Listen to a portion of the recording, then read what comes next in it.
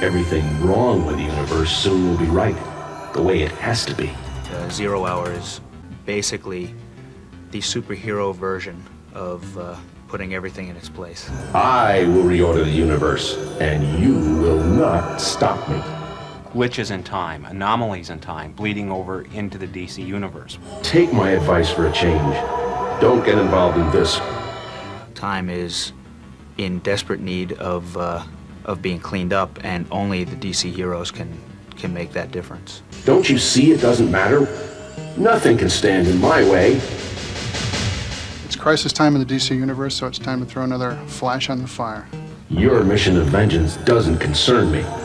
I have a higher mission. It's a month where we show people that anything can happen in the DC universe, and will. Listen to you like you could influence time and space. I'm the one who sees the future. Find a way to retain his humanity and still have that kind of thing. That's what he's got to face. That's what he's got to do. Ha! You can talk all you want, but you're still part of my universe. I announce the creation of a new era. Don't you understand? There's no one left to stand in my way, and nothing you can do except talk.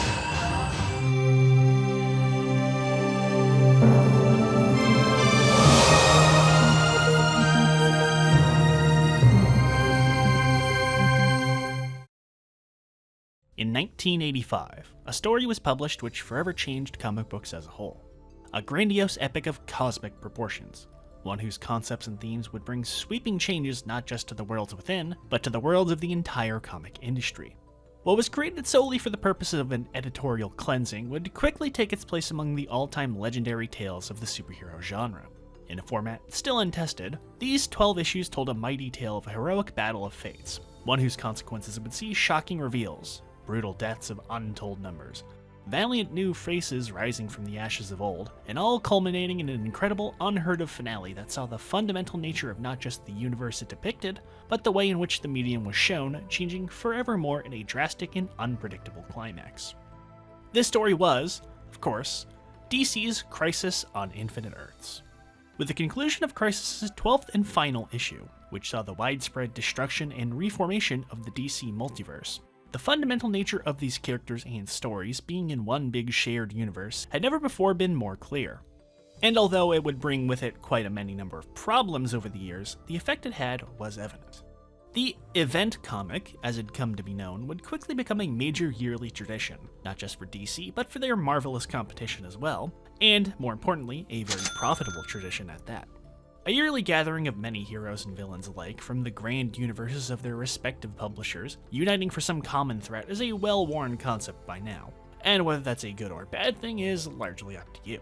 While the actual scope of these events tends to pale in comparison to the reach of Crisis, be it intentionally or not, they usually end up bringing something worth discussing to their universe, in some degree.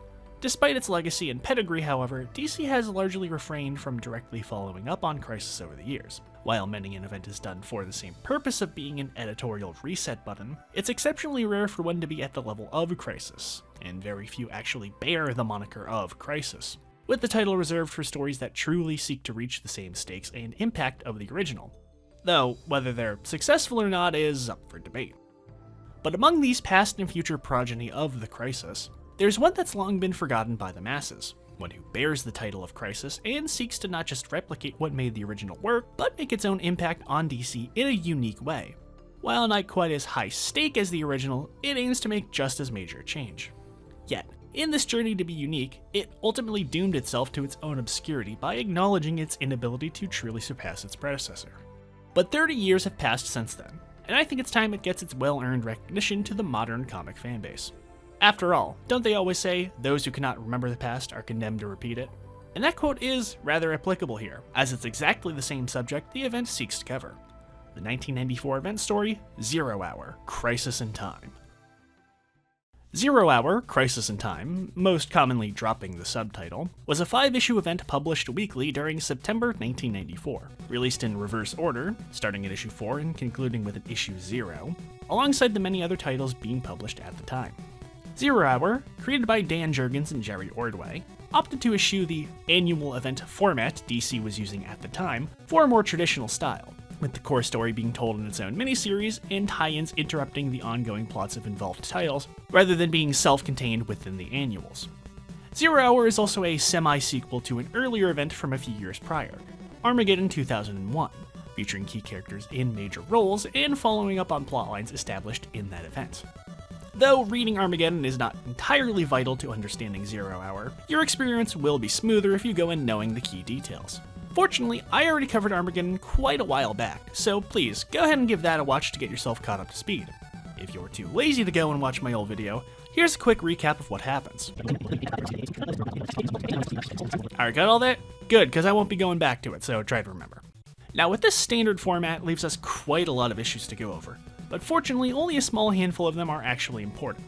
So we'll just be doing quickie reviews of each one and sticking to recaps of the main event book. And as with any event, we have a couple of issues to go over to set up the actual plot of the big story. We'll be going by the order the stories presented in the trade collection of Zero Hour, though there's a few tweaks I'll be making. While there's no real major order to tackle these preceding issues in, since most of them just amount to establishing that time shenanigans are afoot, setting up the core plot of the event, there is a clearly defined point the audience is meant to jump in. Issues 8 and 9 of the 1994 edition of Showcase. Showcase, for those not familiar, was an anthology series DZ had sporadically ran over the years, first starting in 1956 and featuring the debut of the Silver Age of Heroes, with multiple installments throughout the years. It had long been a place to put a spotlight on both lesser-known creators as well as characters, which is good enough reason to have it be the main starting point for the next Crisis event. Now, the story we're focusing on isn't the main story of the two issues, instead being the second of two backup stories across the two issues, tacked on at the end behind the others.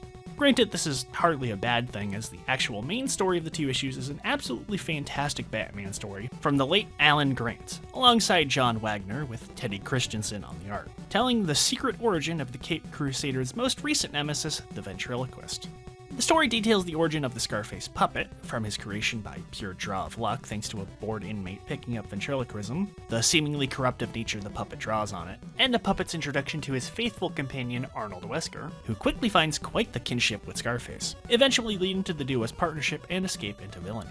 It's not a very long story, but a thoroughly fantastic one. It's got a great gothic mood to it, an air of suspense and unease throughout that never lets up even when it's being goofy.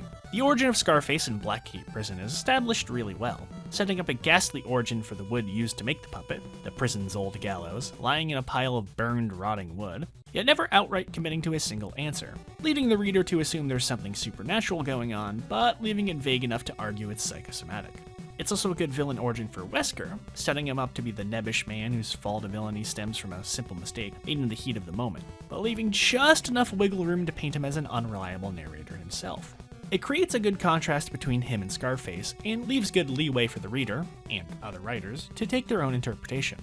The art is also fantastic, with a rough, loose, asymmetric style and a drab, dull color palette, easily lending itself to the subtly horrifying narrative, very much reminiscent of Mike Mignola's aesthetics. It's a short yet sweet spotlight on a lesser-used Batman rogue, and I would recommend reading it. Anyways, we move past the second stories of the two issues. One a dreadfully boring story about Wildcat fighting some cultists trying to revive Yolanda or some shit with utterly atrocious art, and a story about some literal Who fighting the Bloodlines parasites that has absolutely nothing to do with anything at all. Instead, we're looking at the last of three stories, Sum-Zero, from Jurgens and Frank Fosco, where we pick up the ever-continuing shenanigans of our old pals, Wave Rider and Monarch. I've got some good news and some bad news. All right, bad news. My marriage is falling apart, and I've been masturbating to hentai because I'm lonely and unable to connect with real people. Wave Rider's been palling around with Rip Hunter and the gang for the last bit searching for Monarch, and as luck would have it, they'd find him, hanging around at the same point in time as a massive temporal anomaly begins forming beyond anything Hunter's ever seen. The duo race out to finally apprehend Monarch once and for all, but unfortunately for them, Hank's been waiting for just this moment, all part of a scheme to finally develop time travel and continue the scheme his future self tried to enact. It's a largely unremarkable story, all things considered. The art is good, but nothing special, though there are some neat effects being done, especially in regards to the time travel, but the color palette is too limited for the type of things it tries to pull off. There's some fun time shenanigans going on, but they're pretty much a backseat to the plot. It's a fine enough short launching point for the event, but on its own doesn't leave much of an impact. What's really important is what happens at the very end of the story. Wave Rider tries to destroy Monarch's armor by overloading his own power into the energy circuits, but this only ends up backfiring. Temporarily taking Wave Rider's ability to see through time, Monarch realizes the true nature of the powers the Lords of Order and Chaos granted to Hawk and Dove, and discovers he now possesses the powers of both, channeling the combined powers to transcend his mortal form into a new, all-powerful entity, completing his transformation by taking the new moniker of Extant. Extant effortlessly subdues the duo, stealing their time machine and leaving the two stranded in the present. His sinister, unknown motive is left out of their reach. With no hope of returning to the vanishing point, Wave Rider and Hunter are left only to speculate on what Extant might be up to, as Earth stands on the verge of yet another crisis. While Showcase leads us directly into the first part of 0 Hour, there are a handful of issues included in the read order between them. Most of these aren't entirely vital to the story, some aren't even branded as being part of the event despite their inclusion, but all share the same concept by establishing that overall time shenanigans are beginning to affect the DC universe far and wide, be it in the present or the future.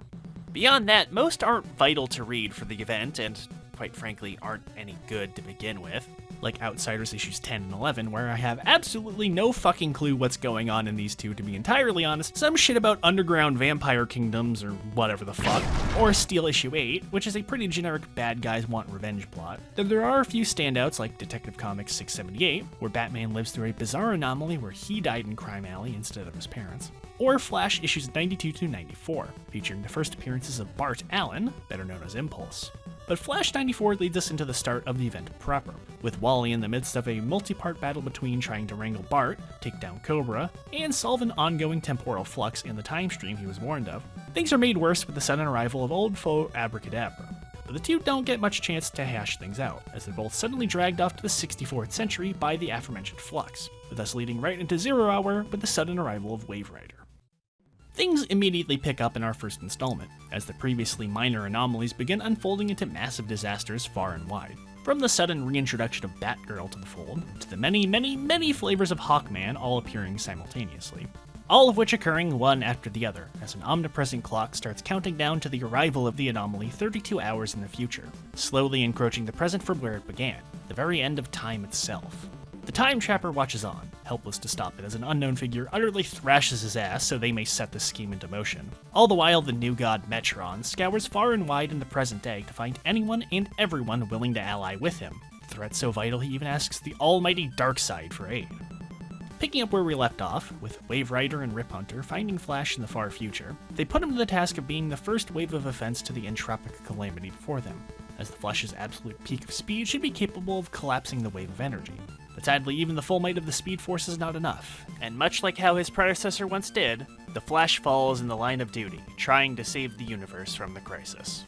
As Metron allies with Superman to rally the forces of justice on Earth, and beyond, to stop the coming disaster, the first chapter ends with Wave Rider, having just learned of the original crisis, allying himself with the Justice Society, while Extant infiltrates the headquarters of the Linear Men to enact his great scheme. As a first issue, it's a solid setup, though a touch disjointed. With the narrative jumping across different perspectives in time and space, the story flow stops and starts repeatedly by setting up later plot threads alongside tie-in issues. But it does exactly what it needs to do, and firmly establishes the threat and our key players in the story, and leaves plenty of mystery for what's coming ahead. The end of the first chapter doesn't leave a clear avenue with the tie-ins or distinguish which are important or not, so we'll just go through one at a time and figure it out ourselves. Most of the tie-ins are set simultaneously with the corresponding issues of 0 Hour they connect to, so I'll be sticking to the chronological order as best as possible. Our first stop is Batman issue 511, picking up right at the start of chapter 1 with the sudden reappearance of Batgirl, perfectly fit and healthy, but not quite the same, as this Barbara remembers that fateful night differently with the Joker, having shot and killed Commissioner Gordon instead of her, with the Gotham police branding the Bats as criminals for it. With the Joker still on the loose from whatever mad shenanigans he was up to at the start, Batman sets off to stop the clown once again, as Robin is left to try and put together some theories of his own, as the established order of things begins to diverge more and more from what we know. This is a pretty good starting issue, not the best for sure, but just good enough to keep our foot in the door. The mysteries regarding the alterations to history are interesting, and I like how it handles the divergence by starting with one simple point, that being an alternate's bit of killing joke, which explodes outwards to bigger and stranger alterations. The somewhat darker take on Batgirl here works as a good juxtaposition with not only Batman, but the real Barbara, still stuck in her chair as Oracle, with the bizarre anomalies equally affecting them all. I also like how Joker isn't aware of the original timeline and just kind of starts rolling with things once he hears Batman talking about the anomalies. Though my issue with Joker here is he basically has no reason to be doing anything here. Even at the start, we don't know what exactly he's been up to, and throughout, he never has any solid motive for his actions beyond it was funny, I guess, which I suppose works for the Joker. That, and the story just abruptly ends. Joker is defeated, and everything turns back to normal between pages with no real conclusion, simply segueing into the next part with Batman contacting Superman. But it's fun nonetheless, and I really like the artistic aesthetic here, eschewing more towards the Adams O'Neil era with the designs and color palette. Moving on, we have Man of Steel number 37, picking up right where the previous one left off, with Batman contacting Superman to fill him in on the shenanigans he's run into. But not quite the Batman he was expecting, as the Man of Steel is greeted by not just one, but 3 different incarnations from Batman from across his career. The Adams O'Neil Bronze Age Batman, the Dark Knight Returns Batman, and the Golden Age Detective Comics Batman, and many more coming as they go. Unfortunately, they're not the only ones displaced from time, as the roving mutant gains of Dark Knight Returns' far future have come to the present to ruin everyone's good time. This one isn't as good as the one before it, but I kinda like it. The actual plot revolves around this rock concert being put on in Metropolis, and to be honest, I don't much care about it, though I imagine if I was reading the issues before this of Man of Steel, I'd be more engaged. The interactions between Superman and the different Batmen are fun, and I like how they're each written and drawn in a way evoking their respective eras, which is emulated well, though I wish they'd interacted with each other more than they do. The actual conflict with the mutants feels arbitrary, and while the big action scene is handled well, it doesn't really bring much to the story. Not really much of a draw for this one beyond completionism, but you'll find something worth your time at the least. This one ends about how you'd expect, with Superman meeting the real Batman as Metron arrives to recruit the duo. Next up is Green Lantern number 55, taking place in the middle of Kyle Rayner's no good, very bad, horrible day, after finding some rather unpleasant leftovers in his fridge the previous issue. Its actual relevance to Zero Hour is pretty much non-existent, as about half of the story is dedicated to wrapping up the ongoing plotline of the last few issues of the book, and the other half is Kyle getting a pep talk/info dump from Alan Scott to catch him up on Lantern lore. It's certainly a great issue as part of the greater package, though orphaned from the greater context of the storyline, it doesn't have much going for it. The half of the fight with Major Force is exciting and dynamic, showing both the incredible strength of the villain as well as Kyle's quick-witted combat style. And Alan's conversation with Kyle is really well written up until it just becomes him expositing at Kyle, easily showing his advanced knowledge and managing to calm Kyle down from his extended rampage. But a lot of the info is just unnecessary to the reader unless you're totally brand new to things. The art team does a great job with the big splash pages though, even if a few characters aren't as distinct as they probably should be. Again, a great issue in this context of the ongoing Green Lantern plotline, but pretty much worthless as a part of the event. Its placement is pretty vague. My best guess is that Kyle's meeting with Metron and Superman occurs after he defeats Major Force, but before he meets Alan. But neither issue provides enough context to get a concrete placement on the timeline.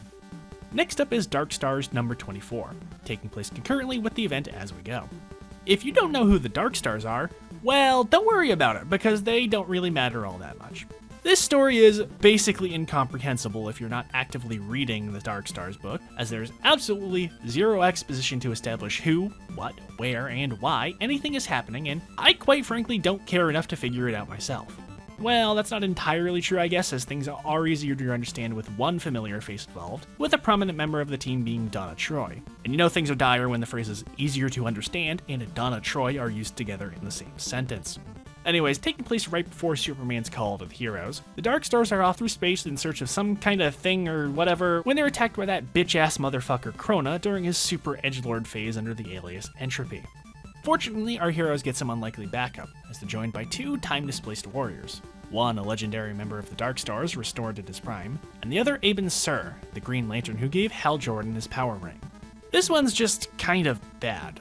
Even within the context of the book, the story doesn't matter in the slightest. Entropy just kinda shows up completely at random with zero build-up, presumably an after effect of time shenanigans, and he leaves the story just as abruptly as he entered it, having absolutely zero reason or motive to be associated with the story whatsoever. The characters are bland with no real distinct personalities, and the dialogue is really stilted, with characters dropping paragraphs of redundant or irrelevant info at a time, multiple times a page, with rather awkward conveyance. As well, the actual premise of the event is poorly utilized, as beyond guys who don't belong in this time appearing, nothing is actually done with the concept. at least until the last page, when the Darkstars suddenly phase out of existence with no explanation. There's this weird moment near the end where Donna contemplates telling Ibn Sur of his death in order to change history, but this is introduced then immediately resolved in a single page with zero conflict, and Sur barely interacts with anybody anyways, so not like it mattered. The art on a base level is fine, the characters aren't terribly drawn, but lack a lot of refinement and consistency. The action is stilted and not all that interesting, but where it really struggles is in general layout. Panels are crowded with characters or details in ways that lack visual coherence to the reader, and the bad blending of color tones doesn't help with that. I really can't say there's much of anything to get out of this one unless you're going for completionism. The next two issues, Legionnaires number 18 and Valor 23, are two parts of a longer ongoing story arc across the other Legion titles. End of an era, with the first 3 parts released in the lead up to the event. So because you need to understand the full context of the story and it does tie into the event of 0 Hour, I'm going to go through the whole storyline up to this point now, though the 6th and final issue doesn't come until much closer to the end of the event, so we'll save that for later. End of an Era was told across the 3 main Legion books at the time, the 2 we have here now, and the main Legion of Superheroes title. The Legion had become well acquainted with time shenanigans by this point, having been dealing with ongoing time-related anomalies on and off for the last couple of years, much of which the handiwork of those sons of bitches, Glorith and Mordru. But this wave of devastation they're experiencing is far beyond their capabilities. And things couldn't be worse. As the Legion deals with the ongoing destruction of New Earth, time has begun destabilizing at a rapid pace, and with an ongoing wave of temporal destruction just about to strike, the Legion of Superheroes must unite past and present, with the 2 incarnations of the Legions to stop their foes, save the Earth, and with it all of time and space. Meanwhile, Legion co-founder Rock Kryn, aka Cosmic Boy, is taken out of the equation by the 2 sorcerers, for his ultimate destiny is to aid in saving reality from the wave of destruction by uniting with the Legion's other greatest foe, the Time Trapper. There's quite a lot going on in this story, far too much to adequately recap, as we're not only dealing with the ongoing plot of 0 Hour and the Legion books, but years, or in some places decades, of Legion continuity being in play. As befitting the name, it's the grand finale of the Legion of Superheroes as a whole, resolving dozens of character arcs and ongoing plotlines, with team members new and old popping in and out as the story goes, in some cases literally due to the time anomalies, and as such, it's really only fully enjoyable as a major Legion fan. But I do highly recommend it if you are. It is a fantastic storyline with loads of engaging drama and filled with emotional stakes for all your favorite Legionnaires. Just about every member of the team, no matter how insignificant, gets a moment to do something that matters. And the way Wade and Busiek take the Legion's majestic history and build a story full of exciting shocks and swerves is a testament to the 2's writing abilities. Even their outright retconning of past elements, most notably with the Time Trapper, whose previously villainous acts are reframed as entirely altruistic goals that went a little too far, and more importantly the reframing of who he is as a person, which we'll get to in a moment, actually works really damn well, and even the contradictory stuff makes sense. The art is inconsistent in quality though across the books, ranging from great cartoony fun to generic awkward slop, but never gets bad enough to be unpleasant to look at.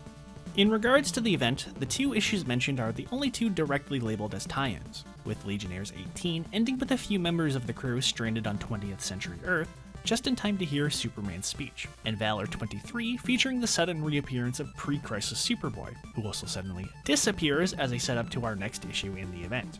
We'll wrap things up once we get to it, but for now we've covered all the parts actually vital to 0 Hour. Returning from the future, we're making a bit of a divergence into the past, with Justice League America number 92, the first of a 3-part mini-storyline in the event told across the other Justice League books. The official read order places all of these right at the very end, right before the final issue, but since this one was released on a week-by-week basis alongside each issue, and one of the major characters appears in the main 0 Hour book, we'll do each issue of the storyline alongside each issue of 0 Hour. Our first chapter sends us back to the earliest days of DC's modern age, with the birth of the Justice League itself and their first battle against menacing alien invaders. However, this Justice League is a bit different than we remember, as they're being led by a mysterious hero who never was, Triumph. This first part is largely setting up who Triumph here is, as he recounts his version of the events of that fateful day. It's overall pretty good, though Goldilocks here is hardly the most interesting guy to follow. Watching the original incarnation of the Justice League in their earliest days run around and intermingle in the heat of ultimate chaos is thoroughly entertaining, carried well with Priest's perfect understanding of the core Leaguers and what makes them tick. It's an interesting task to re-establish relationships that have stood for decades, but it's done fantastically. The way everyone slowly gets built up from scratch makes it endearing, and even their fuck-ups are natural, being still fresh to this whole scenario. The outlier is Triumph himself, who is a pretty bland character in my opinion. He's set up almost from word one as being a self-centered control freak with an ego problem, one who's seemingly only interested in making a name for himself in the world of capes than he is actually helping people. Now, this in itself isn't a bad character per se. In fact, we'll see going forward that this is entirely deliberate, but deliberately making your character an asshole doesn't exactly make the reader want to care about the character. Not at least when you have nothing else going for you. The actual crisis itself is kind of all over the place, which, to be fair, is at least accurate to the Silver Age version of the story that it's remaking, which can make it somewhat hard to follow, not to mention raising several questions about how Triumph knows about stuff he wasn't present for, but whatever. In any case, in whatever context it may be, it's always fun watching the Justice League go up against cataclysmic threats. The art here is also really fun. A great modern, or rather 1990s modern, take on the Silver Age aesthetics, and a very bright, colorful palette helps it fit well with the premise of being a lost tale of the early League. This issue uses the events gimmick well, but doesn't really set up its story arc on the best footing, but we'll see how things play out from here. Next up, we have Superboy number 8, which, same as the rest, takes place right before Superman puts out the call to action. Connor and his pals, on their way back from an adventure in Metropolis, make an unscheduled pit stop in Smallville due to some minor mechanical mishaps. But at the same time, the pre-crisis Superboy arrives from the future, and the Smallville he finds is quite different than the one he knows. But one thing's for sure, this town ain't big enough for 2 Superboys. This one is really fun, though not super significant. Connor is of course great, this being back when he was still a smarmy 90s shithead, So he's dripping with charisma, even when he's at his most punchable demeanor. but the real star is the other Superboy, and the arc with him is what makes this so good. He's very dweebish, more so than Clark actually was, but it works as a contrast to Connor. Plus, the way the alterations to time are handled make an effective nightmare scenario for him. With the pre- and post-crisis Smallvilles crossing between each other, Superboy has to deal with everything he knows being radically different, be it the town itself or his longtime friends, all of which compound to a natural breaking point, which actually gives him a valid reason to attack Connor. While it could definitely be stretched out more, what space it uses does it well. And compared to that other pre-crisis Superboy who complains about how this Earth is all wrong and that Connor is a loser imposter, this story treats Superboy and his problems entirely seriously, which gives the ending with him realizing he is in fact the copy a nice punch to the reader. The art here, as well, is really good. The layout of panels is strong, and there's a great conveyance of motion from page to page, with the fight between the 2 Superboys being the main highlight, though the coloring isn't all that much to write home about during said fight.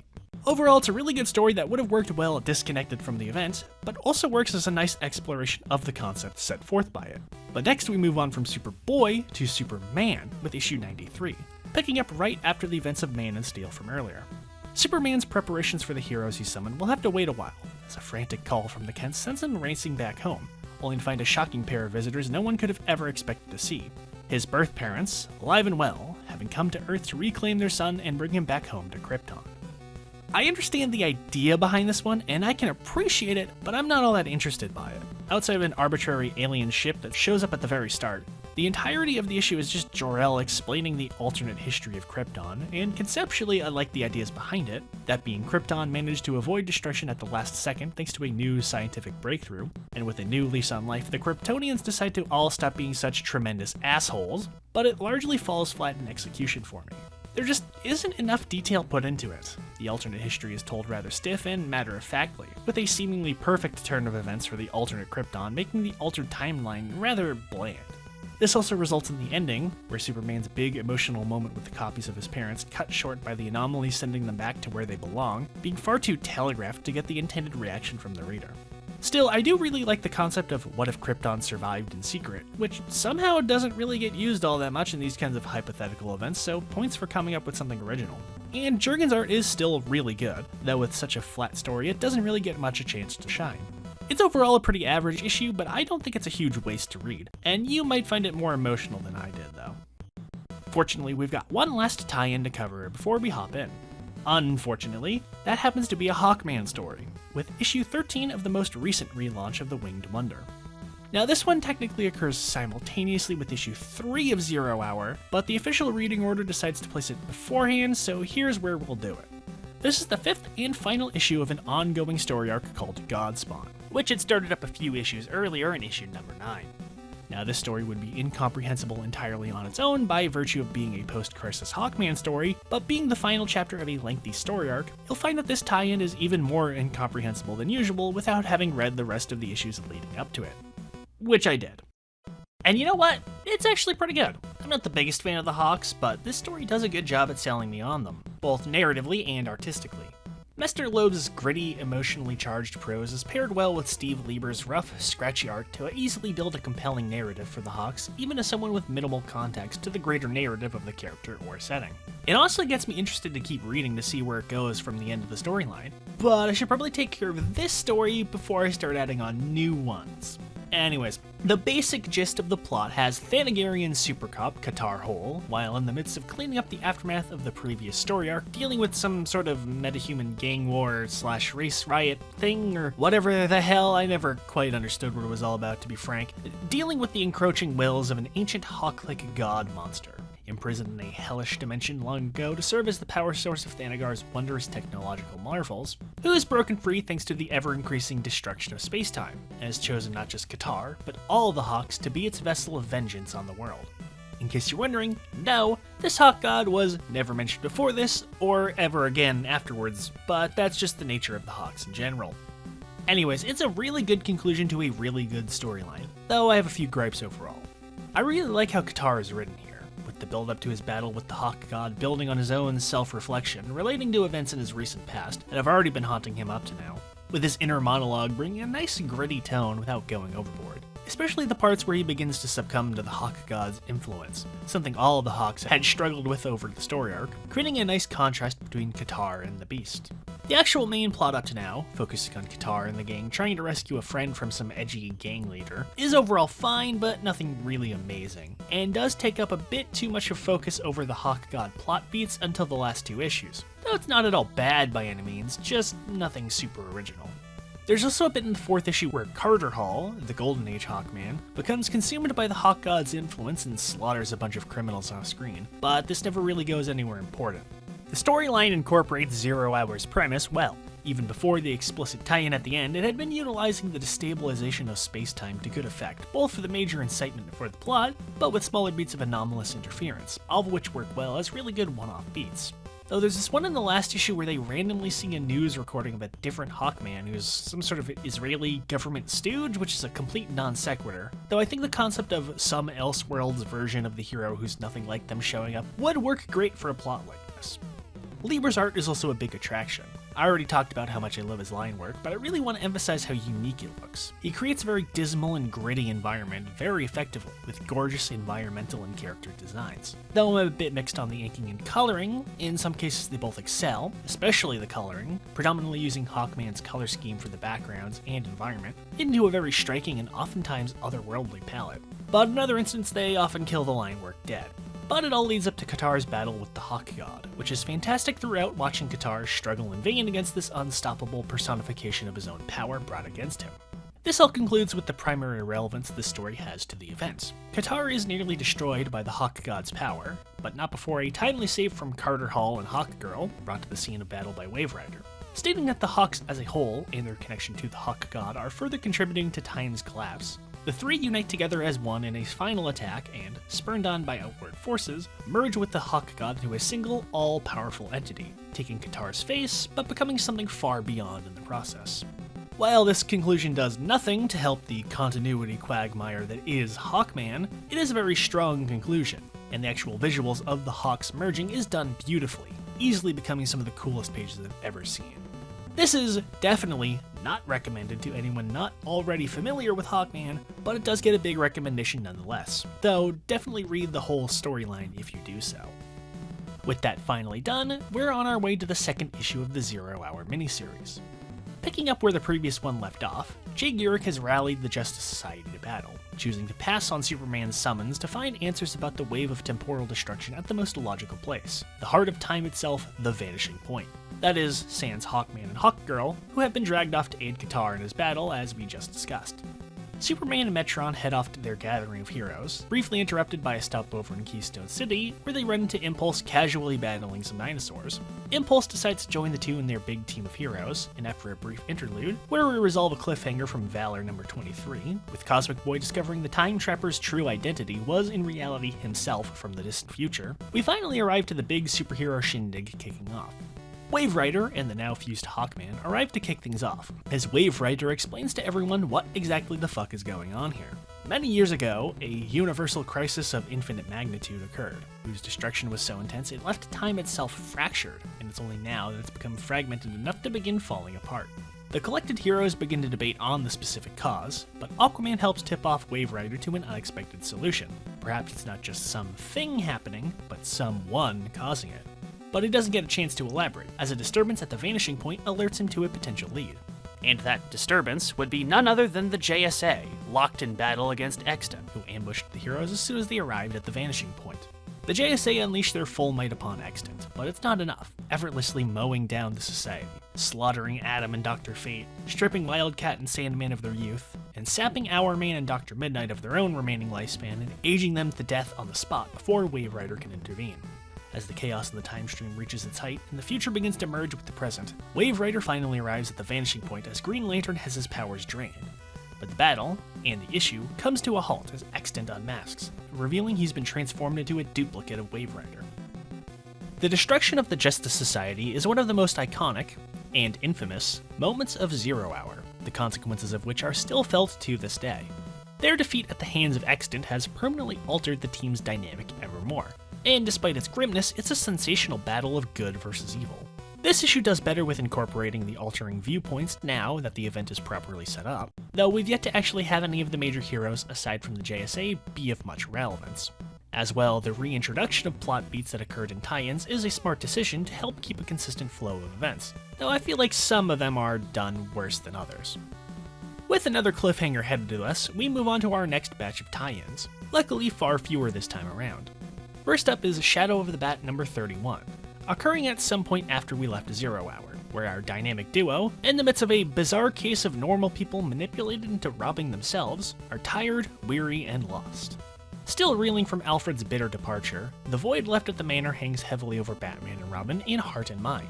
But the story truly begins when our heroes arrive home to find Alfred once more waiting to serve them. But not the Alfred they expected, as the Earth 2's Alfred has filled his place. And unfortunately for the dynamic duo, this Alfred is up to his old tricks and is far too keen to offer his assistance in the battle for justice. This one's a little too silly for my own tastes. It works on a conceptual level. Batman having to deal with an ill-fitting temporary replacement for his trusted aide is a good plot, but I think it's a bad place to do such a comedic premise. The alternative version of Alfred is accurate to his original portrayal in the Golden Age, so while Grant wins points for authenticity, it doesn't really win him anything else. The old Alfred is goofy, clumsy, and painfully insistent on thinking he's cut out to be as great a detective as Batman. And while this is how the old Alfred was portrayed in his origin, as well as being treated about the same by his Batman and Robin, it kinda comes off as sad with the more modern Batman.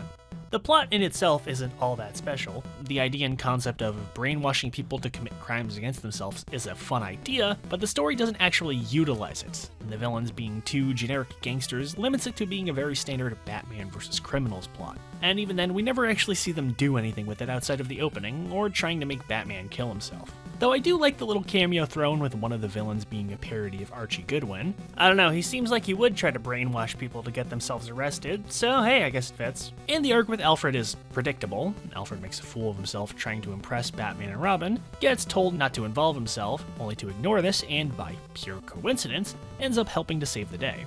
You've seen it done a million times before, and there isn't much new brought to the table. The execution is done well, but that's about the most I can say about it. The art is pretty phoned in too. Ordinarily, I think Blevins has a rather good style, but it feels very sloppy. A lot of recycled faces and flat action scenes, with Batman and Robin seemingly growing and shrinking panel to panel. It's another one that's just fairly okay, but I don't quite like that much. It's good for a taste of Golden Age shenanigans, however, and I like the way the cover reflects that. So I'll leave this with a "your mileage may vary" disclaimer.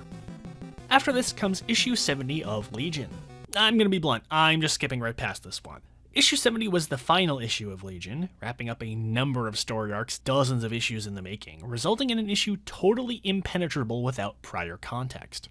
The actual connection to the event might as well be non-existent, with Docs appearing for a whopping 1 panel in the main 0-hour book, and the time anomalies really only serving to provide a deus ex machina to resolve the plot, so it's not even necessary to the event.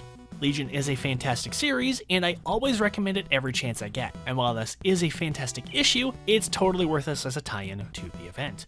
Moving on. Speaking of incomprehensible without context, we have the 24th and final issue of Team Titans. Yes, Team Titans, a short-lived and thoroughly forgettable spin-off of the Teen Titans introduced following Armageddon. Man, this issue is all over the fucking place. There's not really any coherent plot throughout beyond focusing on the various team members of, the team doing generic superheroics while time shenanigans go on and a mystery shadowy figure who's totally not anyone we've seen before gloats about some plan that they're somehow fulfilling. I feel like my brain is slowly devolving into protoplasmic goo reading this issue. We've got about 40 different characters all jockeying for attention, almost none of whom have interesting designs or personalities, all just engaging in meandering commentary about either themselves or the situation at hand, and I just simply cannot muster the energy to give a single shit about anyone here. Even when the dialogue has any kind of emotion or relevance to it, it's bland soap opera schlock that you've seen 1,000 times before, only with characters you don't know or give a fuck about. It is the epitome of the phrase cape shit, meaningless, mediocre slop that doesn't even have the decency of being so bad it's good to warrant your attention, and even visually is just completely forgettable with nothing at all sticking out good or bad. I suppose it's rather fitting that the best summary of what Team Titans is worth comes from the shadowy figure right at the start of the book. Unfortunately, the Team Titans do play a part in the next chapter of 0 Hour, so we aren't going to be rid of them just yet. Next, we've got yet another title with The Last Son of Krypton, and Adventures of Superman number 516, and one that's a bit more straightforward than our last few, with Superman heading to make a quick welfare check on Metropolis before things get too heavy, only to find his hometown restored back to its full glory. But sadly, it's not his Metropolis, as Superman quickly discovers he's been shunted into an alternate timeline, where Metropolis is home to the mysterious Super-Roman Alpha Centurion. The culture clash hits at a bad time for them both, however, as the Centurion is currently in the heat of battle against his own arch-nemesis. This is another one that has a really good idea and plays with the premise of the event well. Having Superman cross over to an alternate timeline, as opposed to the other way around, creates a nice shock both for him as well as the reader. It starts off slow with it too, leaving small little teases of the things wrong with Metropolis before jumping in headfirst with the reveal.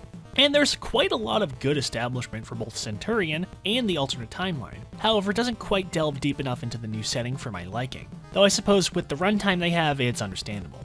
Naturally, with this Metropolis' hero being an ancient Roman-themed guy, there's heavy Roman influence in this new Metropolis, and that futuristic ancient Rome look never goes out of style. But we get a whole lot of bits with not enough focus, which I find to be a shame. It paints a very unique picture of this alternate timeline, one with a rather heavy fascist ideology alluded to but never directly called out. Centurion himself is kind of boring. He's not the most original hero in terms of origin. He's a gladiator for ancient Rome who was taken from Earth by aliens, given highly advanced knowledge and armaments, only to return to Earth in the present day. Which, aside from being a willing participant, is wholesale cribbed from Exo Manowar's backstory. Actually, wait a second, he even kind of looks like Exo. Did they just straight up steal the guy for this? Crazy. Well, that shocker aside, he's very safe and generic, which I suppose makes sense with him being a Superman replacement, but doesn't exactly make me thrilled to see him come out of this event alive.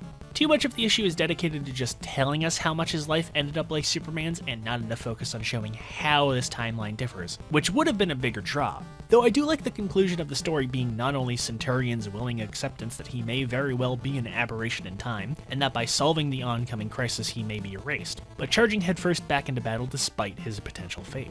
The sort of non-ending here is a bit weak, but it gives Centurion some endearing traits. They could have easily turned the issue into a big dumb battle between Superman and yet another knockoff of him, and I appreciate they didn't go that way. Definitely a fun one overall, but could use some tweaking. Lastly, we've got the second part of the Triumph saga in Justice League Task Force number 16, picking up immediately from part 1. In our last chapter, Triumph just finished his amazing rendition of the totally true and honest way he alone created the Justice League, with him having shunted himself and the alien invaders out of sync with space-time, only to now have returned to real-time, and he can only assume the alien menace with him. Unfortunately for Triumph, quite a lot has happened with the League in the time since, and the incarnation of the League he's greeted with upon his return is, well, it's not exactly first-class heroing we got going on here, that's for sure. And Triumph seems to not be willing to take a substandard product, as this chapter focuses on him trying to wrangle his League back together to help him, and he's getting the current League to help him whether they like it or not. This one is much more enjoyable than the previous part, largely in part due to Triumph actually getting some pushback for his dickishness.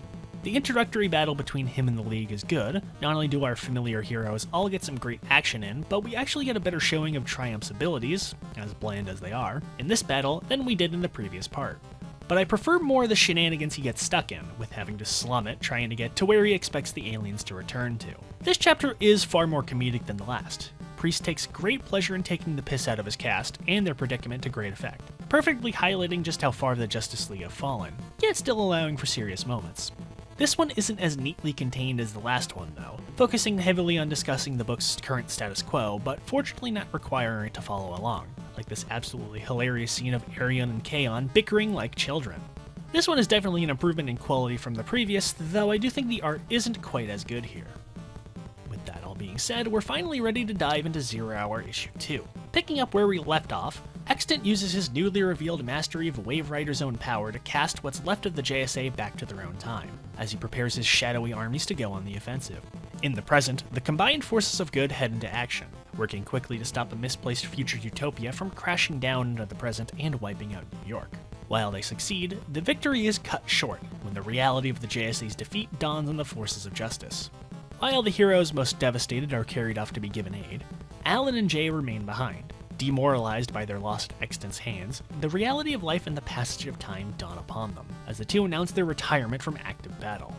But Superman doesn't allow this mournful parting to affect the rest of his crew, as the heroes split up to deal with the encroaching wave of temporal destruction in both the distant past and future. But they're not alone, as Extant's army turns out to be the Team Titans, as the masked menace reveals he formed the team to act as his minions in the event this very scenario came about.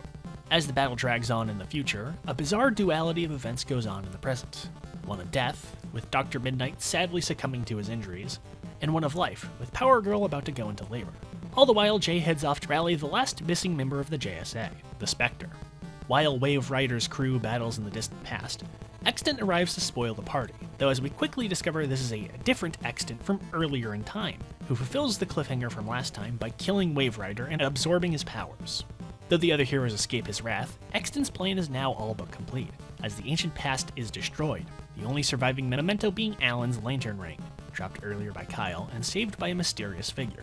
Fortunately, our heroes in the future are able to stop the oncoming rift, but find out the hard way thanks to the Time Trapper that it's not quite over, returning the crew to the present to reconvene and catch everyone up on current affairs. Though many of our heroes remain confused and pessimistic about their prospects, Guy Gardner, yes, this is Guy Gardner, no, you don't want to know, trust me, remains the sole voice of optimism. And he has good reason, as Extant rants over his loss, confused about how what he thought was a preconceived victory is now falling apart at the seams. And the issue ends with the mysterious figure from before reopening the time rifts, punctuating the event by destroying Alan's lantern ring. We're really ramping up to our final battle here. As Extant's plans fall apart, our mystery villain slides in to pick up the pieces.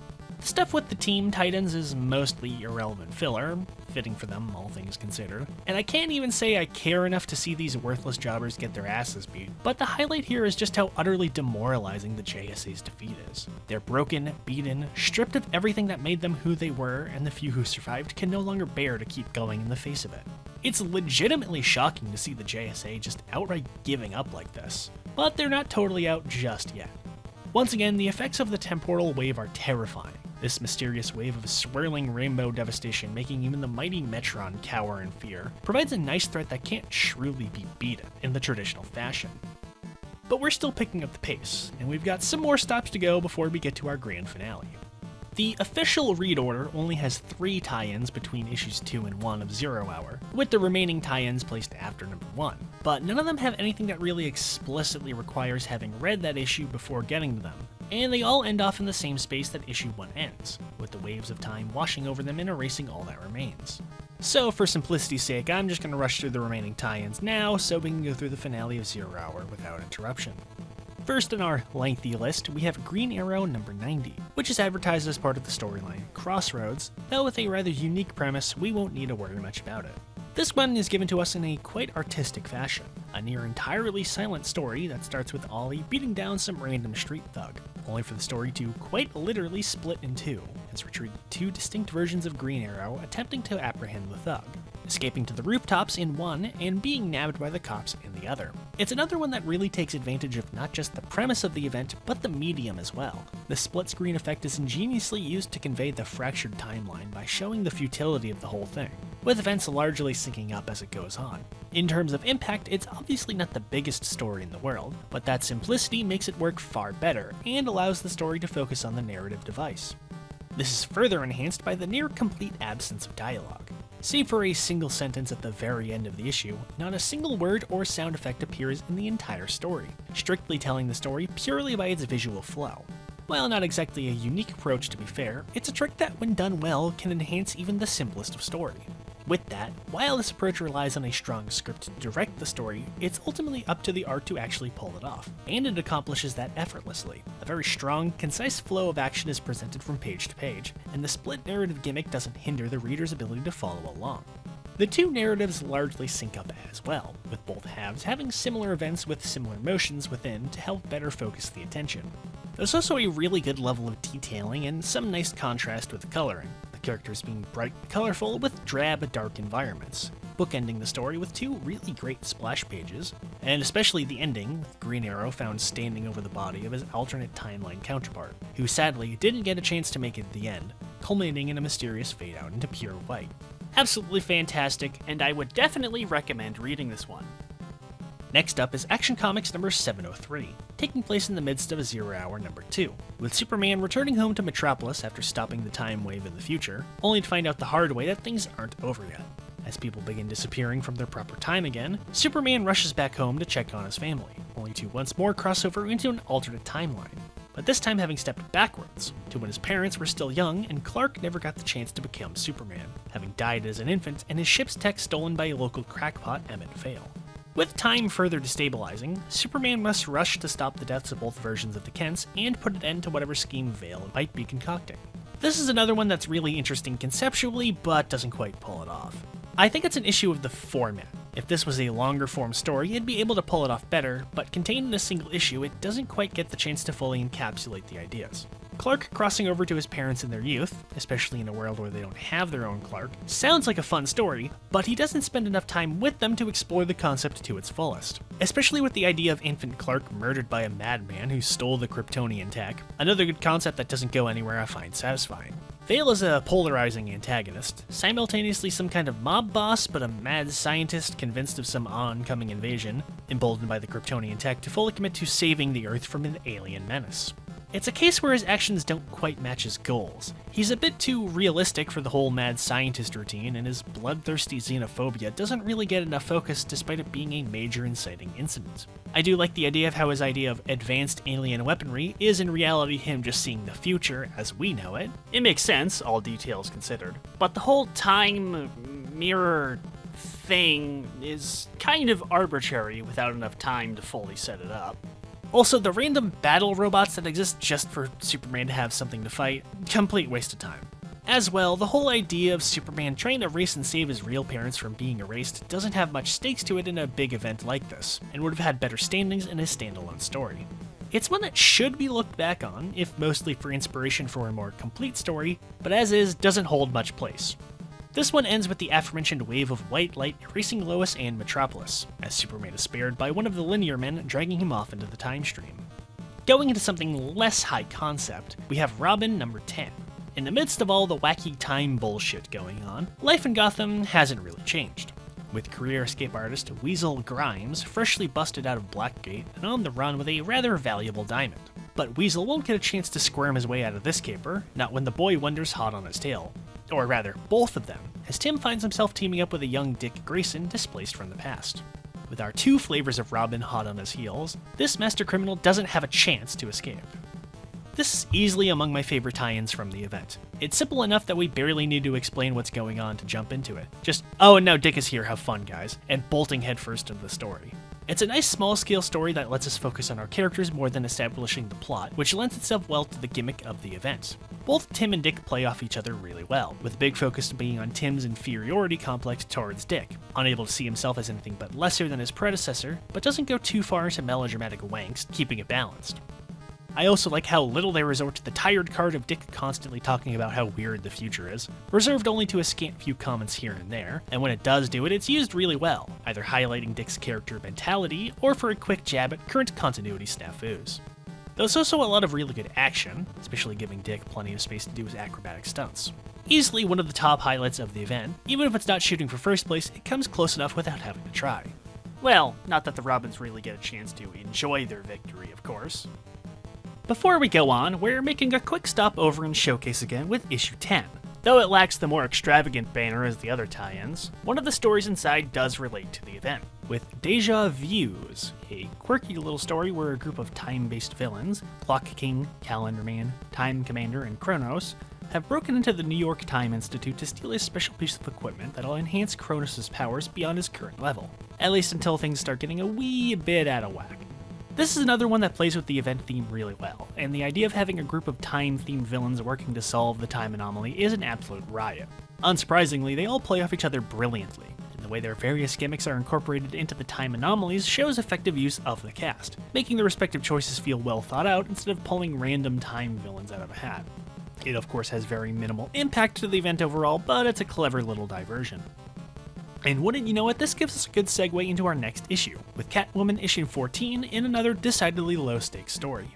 There, Selina Kyle is enjoying a perfectly good day off in her brand new, stolen, bed. And then all of a sudden her day goes crazy when a saber-toothed tiger shows up in her bed. What's more, she has quite the interesting house guest, who just so happens to be a caveman. And then things go from bad to worse. This one feels rather out of place to me. While I like the premise and it utilizes the event's gimmick well, it has no real bearing on anything that matters, and Catwoman's participation feels arbitrary. But I suppose there are worse ways to tie her in, so having it be irrelevant is the best way to go at the end of the day. I love the idea of time just going full out of whack without any build-up, with dinosaurs intermingling with Victorian-era technology and modern architecture. It really sells the idea of time falling apart at the seams. It sells it well. The actual plot is fairly weak, though fits with Catwoman's character. Her caveman friend's pet tiger gets loose in the city, and a displaced old-timey game hunter has set its sights on it, so Catwoman has put herself to the task of saving it. It's not exactly the best idea to focus on, but Catwoman is nothing if not a cat lover, so it makes sense. The art here is also really damn good. Very strong, sharp line work, combined with a vast, bright color palette, makes everything pop out. The way the time anomalies are drawn, again, is very ingenious, especially later in the issue when it begins literally warping the very panels themselves. My personal favorite is right at the end when Catwoman finds herself faced with a wall of mirrors, where each reflection depicts a different version of her across history. While this issue is by no means important, it utilizes Zero Hour's gimmick effectively, and for that it earns its inclusion to the event. Speaking of out of place, we move on to Anima number 7.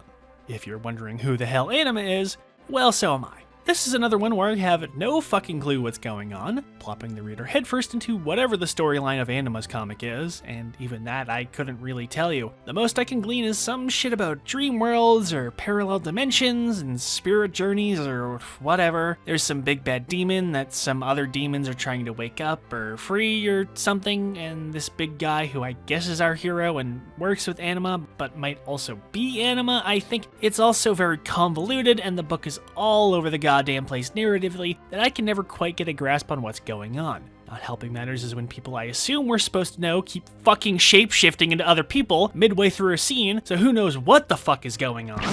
There really isn't even any reason to read this, as despite the advertising, it has nothing to fucking do with Zero Hour, and it doesn't incorporate the time anomalies in the slightest beyond the fading to white at the end. The most we get is an offhand reference to Superman's call to action way at the start of the event, and that's it. Though I'll give it this, the book is hard carried by its art. Absolutely amazing gothic mysticism vibes throughout with terrifying monsters and ghoulish arrays of colors. I'd have gone totally crazy for this when I was younger, but as a part of this event, it's completely worthless. And hey, what a shock, a 2-for-4 irrelevant characters nobody remembers with Damage issue 6. Damage, however, I can actually tell you about. mostly because he becomes vital to our conclusions, so I kinda have to. Damage was the latest in a long line of attempts from DC to manufacture the next big thing, having first debuted several months prior. Effectively a Golden Age satellite character, Damage's story was that of young Grant Emerson, your average ordinary teenage boy who suddenly and miraculously develops incredible superhuman abilities far beyond his control, placing him as neither hero nor villain, and earning the somewhat ironic name Damage due to his propensity to sort of accidentally destroy everything in his path. The major ongoing plotline of the character involved Grant trying to discover the identity of his real parents, learning the people he thought were his parents were fakes, and setting out with the only clues that his real parents, or more specifically his father, is a prominent superhuman in the DC universe. Spoiler alert, it was the Atom. Anyways, our story here picks up in the midst of Damage's ongoing temper tantrum throughout Atlanta, where the previous issue left off in the midst of a three-way brawl between Damage, Iron Monroe, and some other chick fighting against both the Teen Titans and original villain Steelhawk. I don't have much interest in this one, but I can't exactly call it bad. Most of the actual stuff connected to 0 Hour is contained in the last few pages, and the rest of the issue is a pretty standard superhero brawl. It's not terribly drawn, or written, just not something I find totally engaging.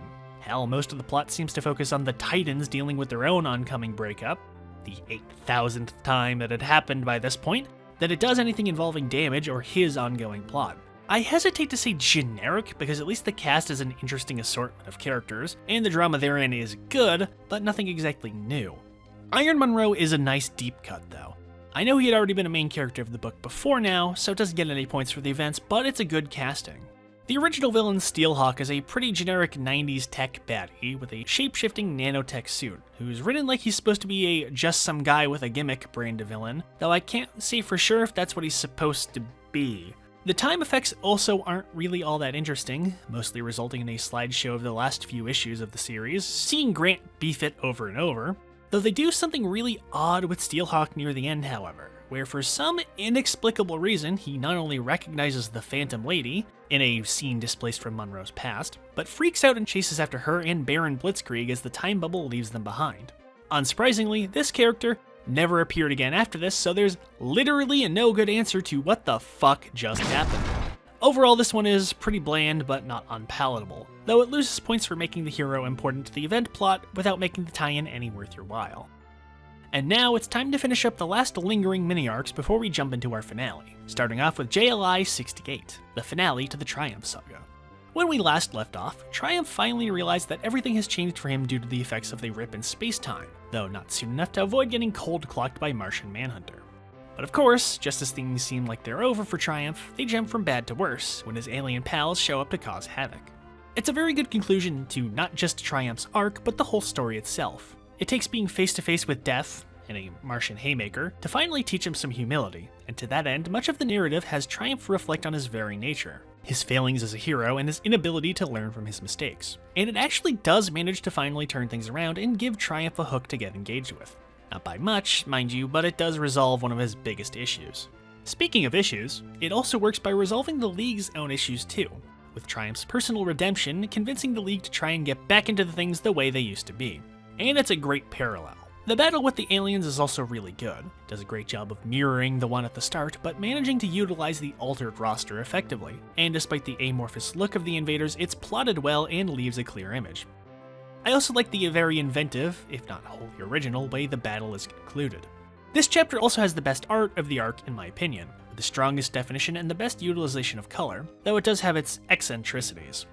The Triumph saga is a nice little slice of drama in this already crowded event, and while each individual part has its faults, as a complete package it stands out as one of the major highlights of 0 Hour. But now we move on from a hero of the past to those of the future, in Legion of Superheroes number 61, the 6th and final chapter of End of an Era. When we last left off, the Legion had managed to dispatch their foes Glorith and Mordru, but not for very long, as they inadvertently sealed Mordru within the soon-to-be-destroyed Pocket Earth, and with its destruction, the last hope the Legion has of victory. Our story picks up with the Legion desperately fighting to stop the encroaching destruction of Pocket Earth, as the unraveling of time itself bears closer and closer. A fight with no hope, it seems, as Cosmic Boy and the Time Trapper arrive with grave news. In order to stave off the complete destruction of time itself and leave some slim chance at fixing reality, the Legion, as we currently know it, must sacrifice itself to stem the tide of temporal destruction. It's a bleak, mournful issue. There is not a single way out of this current predicament. No last-second inspiration or mystical deus ex machina can change their fate. The end has come for the Legion, and they have no other choice but to say their final goodbyes. As a longtime Legion fan, it hits hard, watching our heroes mournfully accept their oncoming ends with a brave facade. Everyone gets a final farewell with their closest friends and their youthful counterparts, sharing stories of regrets and triumphs, and coming together for one final heroic hurrah. There is some clunkier moments, with a few long-running plot threads very casually resolved in a single page, just to give the characters closure. And I can't exactly defend them, though I would certainly say it's better than the alternative of erasing everything and not resolving them. The ongoing retconning of the Time Trapper into having been not only a copy of Cosmic Boy, but that he'd secretly been a good guy from day one, trying to solve the crisis centuries in advance, is a complicated choice for me. Trapper is one of my personal favorite Legion baddies, and I actually do like the idea of making him a copy of a core Legionnaire. It's a bit overdone for sure, but when pulled off well, which I feel the story does, it easily can cement itself as an iconic moment for a character's legacy. The idea of making him secretly a good guy is a bit iffier for me. While I'm not necessarily adverse to the idea, out of all the Legion's longtime rogues, he's really the only one where that kind of retcon can work. I think it's handled poorly, as the revelation of his true altruistic motive mostly just serves as an excuse to attribute major unsolved mysteries to him to clean up continuity. Though they at least save themselves somewhat by having him acknowledge he went a bit too wacky with his schemes. While as a conclusion to the story, it doesn't feel satisfying enough to me. As the final farewell to the Legion of Superheroes, it's a wonderful tribute to the team, letting them face their end with their heads held high. End of an Era is another of the major highlights to Zero Hour, and while you might not get much out of it if you're not invested in the Legion, it is absolutely, most certainly, worth your time. Our final stop is Warrior number 24, with everyone's favorite red-headed jackass, Guy Gardner, assembling a crew for our first wave of assault, traveling to the distant past to track down Extant and bring the battle to him before he gets a chance to strike again. This is a really good one, but it makes me annoyed this is just a tie-in. It feels like this should have been a part of the main Zero Hour book to make everything mesh better. The big battle with Extant across time and space is frenetic, keeping the locale changing as our heroes gain and lose ground in their duel with the Time Tyrant. From prehistoric times to the Old West, to Guy's youth and far beyond, there's a diverse selection of locales for this conflict, and the pace is kept up from start to finish. I like that despite being Guy's book, the rest of his crew actually do get to contribute and aren't just sidelined to spectate. And with each new locale comes an age-appropriate hero to chip in against Extant to keep things fresh. The action itself is plotted wonderfully. Each and every panel is loaded to the brim with as much detail as humanly possible, and flows very clean, keeping the fast pacing consistent across each and every page. I also like the added touch of each time period switching to a different artist, showing how much the time anomalies are affecting reality at this point. While there's a few elements that aren't necessary and come off as filler, mostly stuff relating to Guy's current overarching plotline, I wouldn't say anything here really needs to be cut, but does go back into my earlier statement. Had we trimmed about a third of this and called it the next chapter of Zero Hour, everything would flow much smoother. But in the form it is now, it's more than acceptable and works as a sort of bonus chapter of the main event plot. But with all of those finally done, that just leaves two more issues, the final chapters of Zero Hour. Warrior 24 ends off with a major gut punch to our heroes, Guy especially, caught at ground zero of Coast City's destruction, as they're zapped out of reality and back into the time stream, only to wind up dumped headfirst into ever-worsening fissures in reality. Guy's moping ends up costing Steel his life, cursing Extant for his chaotic spree of violence. But Extant is in no mood to gloat, as these fissures aren't his doing. But he doesn't get a chance to figure out what's going on, as our shadowy figure stalking the event strikes him down with ease, cursing him for his meddling by ruining his carefully laid plan for the wave of destruction befalling time. As the Legion finishes their farewells in the future, the Time Traveler's own mourning interrupted by the arrival of the shadowy figure, tracking him down to kick his ass again, mind you, as we already saw it at the start, things are breaking down beyond control in the present, with heroes blinking out one by one with seemingly no hope of salvation. But hope does arrive, as Jay manages to summon the Spectre to aid, and he's all too keen to. As Jay begins to vanish, the Spectre reveals he knows who's really behind things, and swears that vengeance shall be brought by his hands alone. Metron takes a group of heroes with him to the vanishing point, planning on one last Hail Mary and creating a new version of Wave Rider, and though their efforts are successful, they're not fast enough. as Extant has begun to eliminate the last few obstacles in his way, starting with the remaining heroes in the present, erasing Batman before he's able to be apprehended. With Wave Rider back in the picture, the tide is turned on Extant, but before Superman can get the final blow, he's sucker punched by our mysterious mastermind, leaving the shadowy veil of secrecy and stepping into the spotlight as we finally discover the true culprit behind this crisis. The Green Lantern, Hal Jordan. Taking the new name Parallax, Hal declares his true intentions to our heroes. The universe has gone wrong, and he is the self-appointed arbiter of its restoration. The remaining heroes try in vain to get a better explanation, but it's already too late. 0 Hour has come, and with it, everything and everyone is no more, with Parallax boldly declaring that it's time for everything to start all over again, with him as the architect of this new universe, and perhaps beyond. Let's take a moment to step back a ways and figure out just how exactly everything went so wrong for Hal.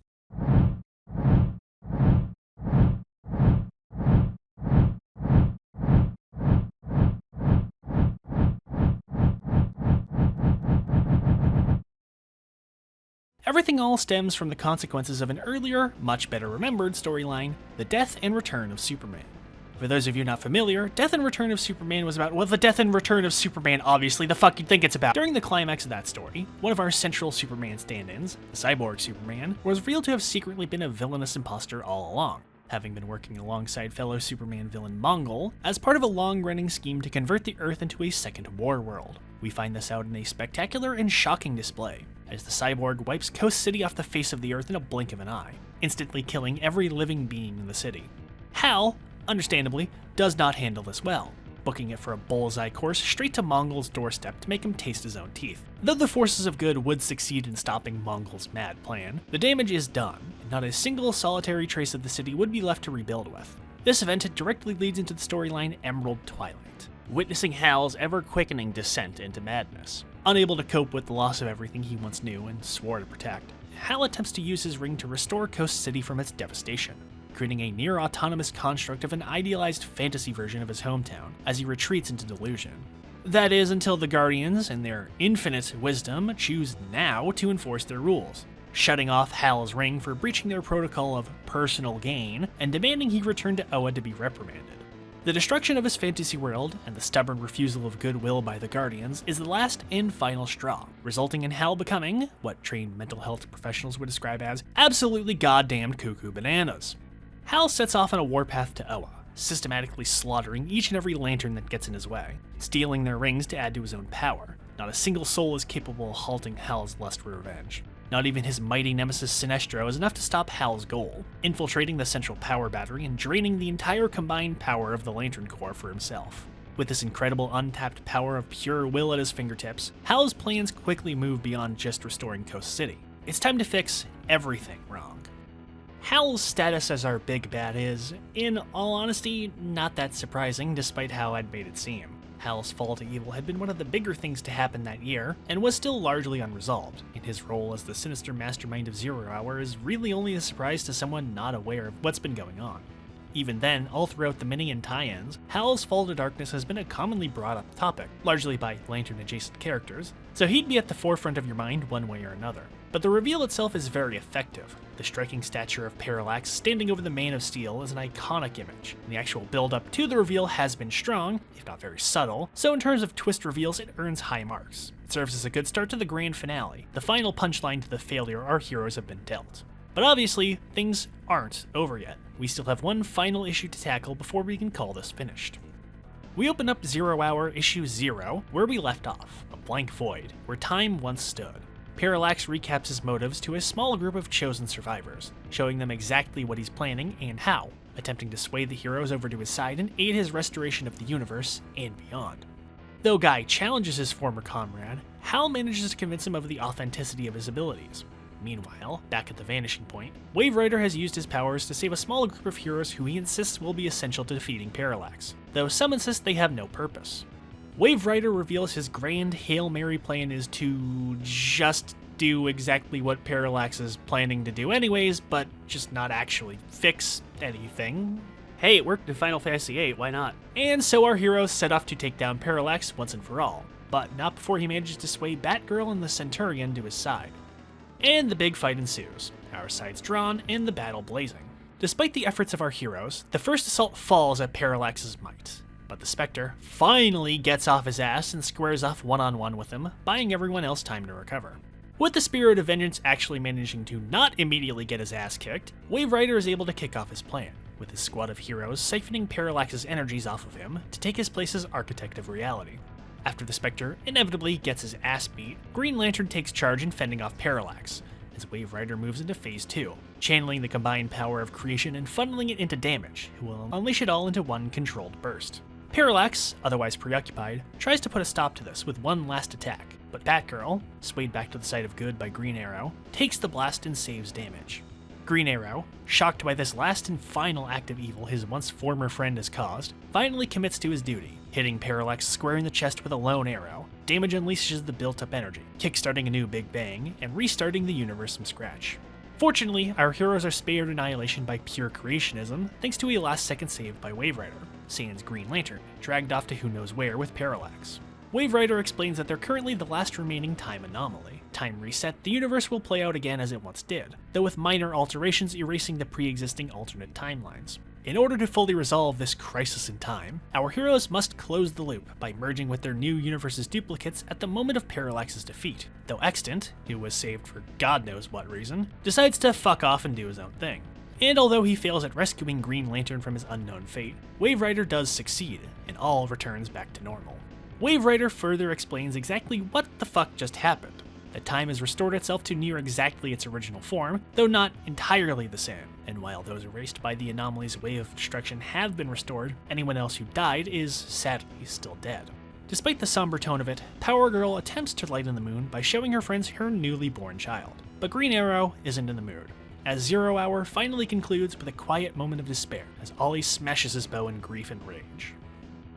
And with that, 0 Hour finally concludes. The final 2 pages of the issue are dedicated to the newly defined timeline of the DC Universe, detailing exact historical dates for major events, birth dates, and public debuts of many of Earth's greatest heroes. Though this timeline is now hilariously out of date, it does serve to establish a few key chronological elements that had been vaguely canon since Crisis. With our newly created timeline, 0 Hour has come and passed, and the DC Universe is ready to take on whatever comes next. Immediately following the event's conclusion came 0 Month, a month-long gimmick wherein nearly every title published that month, new or old, jumped back to issue 0 to re-establish the origin stories of the title's cast, with whatever alterations came about. Many of these largely served to just recap their origin stories as is, interspersed with whatever the ongoing plot of the title was, though a few, like Green Lantern and The Flash for example, served as epilogues to 0 Hour and resolved whatever fate the event happened to leave them off in. So, with all that finally said and done, what actually changed for the DC Universe at large? Well, unless you're a Legion of Superheroes fan, like me, or a Justice Society fan, like me, honestly, not really a whole lot. While many heroes did get changes to their history or continuity, and more forgotten characters largely abandoned after Crisis got the opportunity to be reinvented, the large majority of these changes were either cosmetic changes to catch up with the new timeline, or minor alterations, much of which was effectively forgotten within a few years. Really, not all that much came out of the consequences of 0 Hour, at least not directly. Arguably, the biggest impact the event had was its influence on the way time worked in DC. The ideas posited by 0 Hour, that of alternate timelines existing as cohesive parallel universes attached to the main universe it splintered off from, while not directly carried on by the creative team, would set a new foundational element for the functionality of the DC multiverse. Many future writers, most notably Mark Waid and Grant Morrison, would tweak and refine the concepts established by 0 Hour, building upon the ideas introduced to fully alter the cosmology of the company's shared reality. This ultimately would result in the creation of what we now know as hypertime. And if that sounds like the stupidest fucking thing you've ever heard of, well, it is, but don't worry about it because we're not going to be explaining it any more than we need to.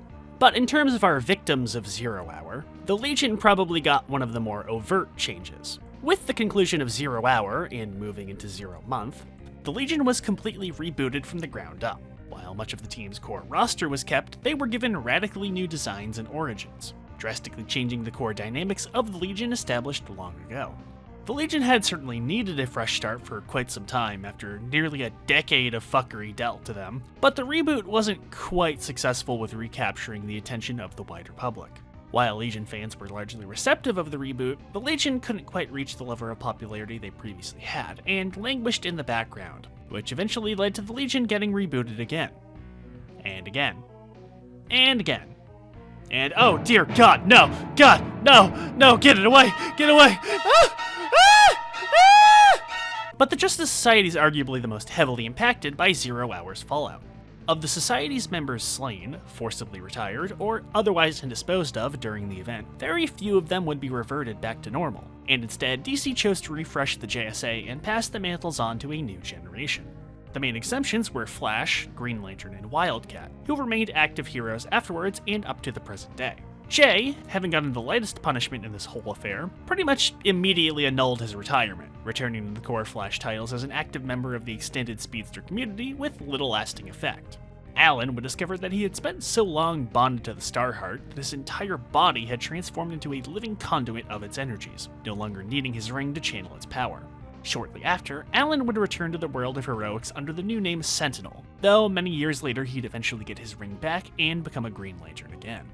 Wildcat kinda just got better? The next time we'd see Ted would be in the pages of Warrior, where despite his accelerated aging, he looked perfectly the same as he used to without really any explanation.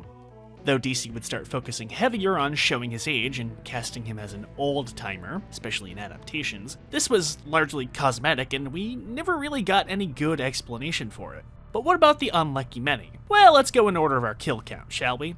Carter's fate as part of the Hawk God would come rather quick, Qatar having gone a wee bit insano after about a year or so and being banished, with Carter's spirit being separated and eventually resurrected in his original body several years later. Though Hawkgirl wouldn't quite be the same.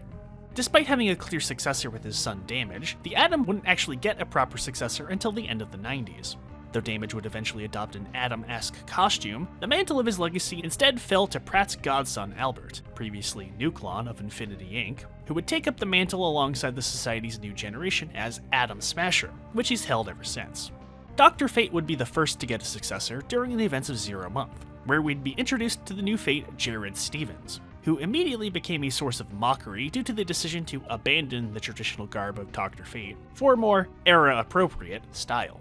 Despite largely becoming a joke with readers, and his 2 solo runs being poor sellers doomed to die abrupt deaths, Jared has managed to secure a decent fanbase. More so in later years, as fans are now more willing to give the character a shot and discover that despite the cliche extreme edge already well worn out in 1994, Jared is actually a pretty interesting character with plenty of compelling stories. Sadly, this wouldn't be enough to save him back then, and Jared's run as Fate ended before the coming of the new millennium, leading to a more traditional replacement as Fate, though Jared does get a chance to live on in the modern day as Earth 13's Dr. Fate. Sandman, his youth removed and his health already failing him even beforehand, finally retired for good, minus one last quick return, and chose to spend the rest of his days in retirement alongside his wife. However, he wasn't allowed a peaceful death, as Wesley discovered a plot being hatched against the legacy of Dr. Fate by that son of a bitch Mordru, and the remaining members of the JSA were in his crosshairs as well. Wesley, already at the end of his rope, chose to take his own life to spite Mordru and deny him the satisfaction of victory, and his funeral would, ironically, be the catalyst to kickstart the Wizard's defeat in the recreation of the JSA. Wesley's one-time sidekick, Sandy Hawkins, would return to lead this new JSA as his mentor's replacement, though he wouldn't directly take the mantle of Sandman until many years later. Hourman would have one of the more complicated legacies of the JSA founders. Though there technically already was a second Hourman, DC would instead introduce a new successor to take the mantle of Hourman, the Android Hourman. Though a machine, he was controlled by genetic software based on Hourman's Miraclo-enhanced DNA, effectively making him a proper descendant of Rex. Despite his distant future origins, this Hourman would travel to the present and initially joined the Justice League, but later helped the formation of the new Justice Society. The android would stick around for a while, but eventually stepped aside to return the mantle to Rex's son Rick. But then things get a bit weird when it's revealed that Hourman technically is still alive, as the android had, unbeknownst to everyone, created a pocket dimension in the Vanishing Point to hold Rex, giving Rick the chance to visit his father for advice, granting him a full hour he can cash in a few minutes at a time to visit his father before he technically dies for good. But then things got kinda fucking wacky when Rick somehow pulled his father out of the pocket dimension and back into real time, and even more confusing when the android somehow replaced Rex at the moment of his death during 0 Hour, effectively resurrecting the original Hourman and returning him to his son's side. Oh, and then at some point, the android got pulled out of time and dumped into the post-Flashpoint timeline, so now all 3 Hourmen are alive and running around, despite that now making no goddamn sense whatsoever, but who cares, let's move on. Dr. Midnight, with a quiet and understated death off-screen, would take some time to get a replacement, but one would eventually come in the form of Peter Cross, once Dr. Midnight's student. Cross would lose his eyesight in a predicament not unlike how his former teacher did, which inspired him to take up the Doctor's mantle and join the new JSA. Though not the first successor of the title, he has lasted much longer than the other, though his own predecessor, Beth Chapel, is now back running around too.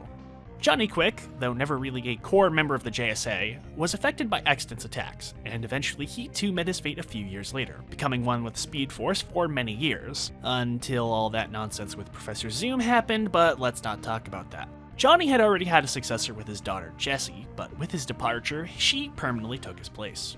Johnny Thunder, despite his rather understated appearance in the story, would have one of the more tragic fates. Following the team's disbanding, Johnny would settle down in retirement, though not a pleasant one, as he'd begin developing Alzheimer's and slowly but surely degrading as the years went on. However, he'd end up getting himself a proper successor in the most on-brand fashion. Johnny would give Jay his pen, the resting place of the living Thunderbolt, for safekeeping on one fateful day. His schedule already jam-packed with business, Jay would absent-mindedly give the pen to a young boy on the street after signing an autograph for him. This was a boy named Jakeem Williams, who accidentally discovered the secret to the pen and became the new master of the Thunderbolt. Though he'd initially abused the almighty powers of the Thunderbolts, as tends to happen when you have an omnipotent genie with the morality of a grade schooler, he'd eventually come around to the side of good, joining the JSA as Jakeem Thunder. Though this wouldn't be the end for Johnny either, but I'll leave that story for another day. Lastly, Starman would be the only Society member to get a successor within the actual event itself, rather literally passing the torch to his son David, who gladly accepts the responsibility his father has given him and takes up the mantle of Starman. For about 5 minutes. With his ignoble death leaving an open spot, Ted would ultimately browbeat his other son, Jack, into taking up the role of Starman, thus setting the stage for James Robinson's now iconic run. And before I forget, I suppose we should talk about where Extant went. Well, having escaped 0 Hour with 0 consequences for his actions, Extant would pop up here and there across the DC universe, firmly settling down as a B-tier villain, mostly engaging in more and more time shenanigans and generally focusing his efforts on fucking with the Justice Society. Though he'd technically die after the coming of the new millennium, time-based villains are notoriously hard to keep dead in DC, so that really wouldn't stop Extant. As previously covered during Armageddon, Extant's birth would later be retconned in JSA, establishing that Hawk had been controlled by that motherfucker, Mordru, and manipulated down the path to becoming Extant as part of some long con scheme to fuck with Naboo. Though this retcon has largely been forgotten about, especially after Hawk returned post-Flashpoint. But what about Parallax, I hear you asking? How did Hal go from being a near-omnipotent tyrant trying to destroy all of time itself and go back to being Green Lantern like nothing ever happened? Well, Johnny, I was hoping you wouldn't ask me that. Buckle up, folks, this is gonna get confusing. Though presumed dead by the ending of 0 Hour, Parallax had, in reality, survived his wounds, using the last remnants of his power to hitch a ride on Wave Rider's time bubble to drag himself, and Kyle, back into real time. Though Kyle would land the final blow and leave him for dead, Hal wasn't quite done yet, and would continue to pop up across the DC universe, getting into all sorts of mischief. That would all come to an end in 1996, during the crossover event Final Night. A loose remake of a Silver Age Legion story, Final Night told the tale of Earth's heroes uniting to protect the solar system from a malevolent cosmic lifeform called the Sun Eater, and prevent it from, well, eating the sun, obviously. The fuck do you think it was trying to do? In the time between events, Hal seems to have come to his senses and realized the futility of his actions as Parallax. And after an impassioned plea for help from his successor, Hal would return to Earth in its last hour, making his peace with his once and former friends, and using the fullest extent of his powers to rekindle the sun and save the solar system, at the cost of sacrificing himself. But death is, as always, meaningless if you're popular. And Hal would get a new lease on life, for lack of a better word, in 1999 with the event Day of Judgment. Another crossover event, the story of Day of Judgment focused around the Spectre, going on a mad rampage across the DC universe. His powers hijacked for a new brand of vengeance after being forcibly bonded to the rogue angel Asmodel, having been tricked into the affair by the mad schemes of Etrigan the Demon, who engineered the whole scheme basically just to be a dick. In order to stop Asmodel and return the Spectre to his rightful state, the magical forces of DC travel to Limbo to retrieve the soul of the one man with enough willpower to control the Spectre, Hal Jordan.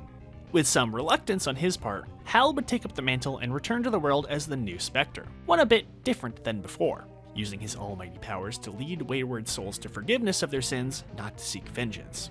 But Hal's tenure as the Spectre would be cut short in one of the most sensational ways, during the fittingly named Green Lantern Rebirth. Over the course of Rebirth, much of Hal's life would begin to return how it once was, and not for the better this time, as the Corps slowly began returning to the world of the living, driven mad by unknown forces and lashing out against the universe they once swore to protect. It is here that the truth of all things would be revealed. Parallax, as we knew him, was not simply Hal gone mad with grief and hate. In reality, Parallax was an ancient cosmic entity, part of the vast emotional spectrum, a literal manifestation of the collective emotions of life in the universe. A being born of pure fear, Parallax had spread chaos and madness across the universe to gather and feed on fear itself, until he was defeated by the Guardians and sealed within the central power battery.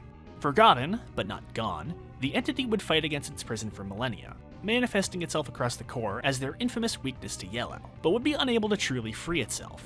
That is, until our old pal Sinestro, himself having been imprisoned in the power battery, would learn of the existence of the Parallax entity. And when Hal himself went into the battery, Sinestro would goad the Parallax entity into hitching a ride onto Hal and escaping from it, slowly but surely exerting its will on him over the years. With Parallax expelled from him and safely resealed in the power battery, Hal Jordan was once more among the living, proudly serving as a Green Lantern once again.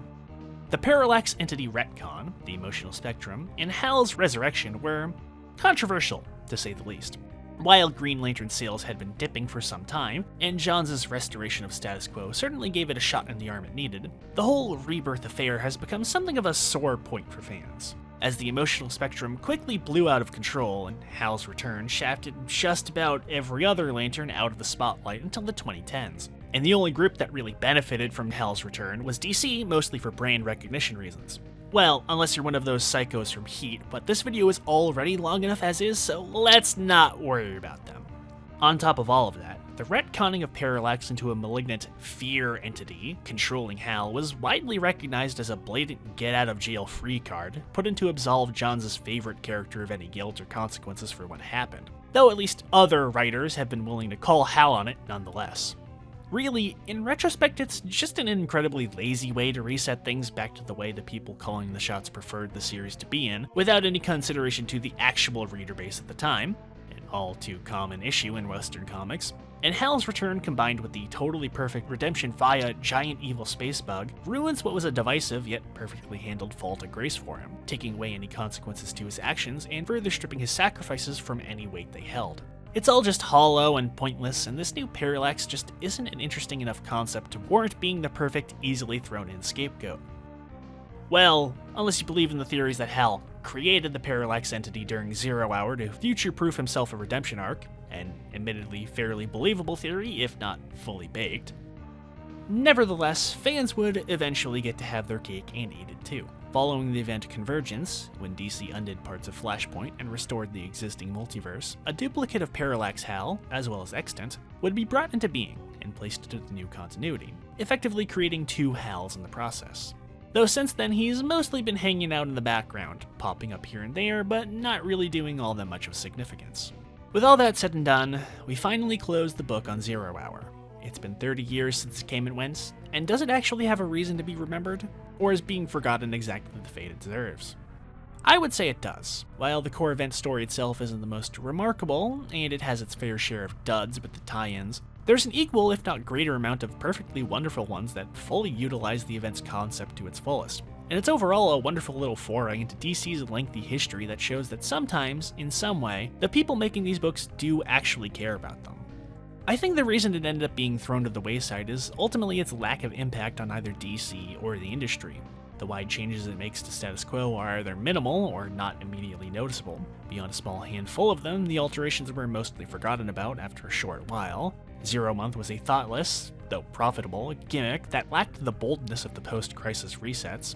And at its simplest terms, the main event story is just pretty average. It's neither as amazing as the first Crisis, nor as laughably bad as the second.